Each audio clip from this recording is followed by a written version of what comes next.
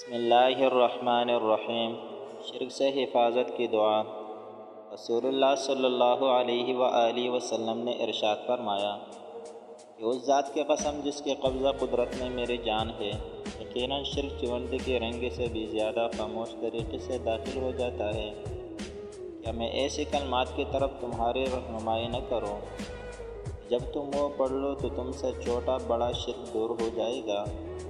آپ صلی اللہ علیہ وآلہ وسلم نے ارشاد فرمایا، تم یہ کلمات پڑھو: اللہم انی اعوذ بک ان اشرک بک وانا اعلم واستغفرک لما لا اعلم۔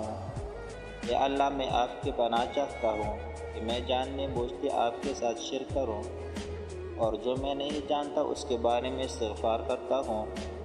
اللہ تعالی ہم سب کو عمل کرنے کی توفیق عطا فرمائے، اور اس دعا کی برکت سے اللہ تعالی ہم سب کو بڑے اور چھوٹے شرک سے محفوظ فرمائے۔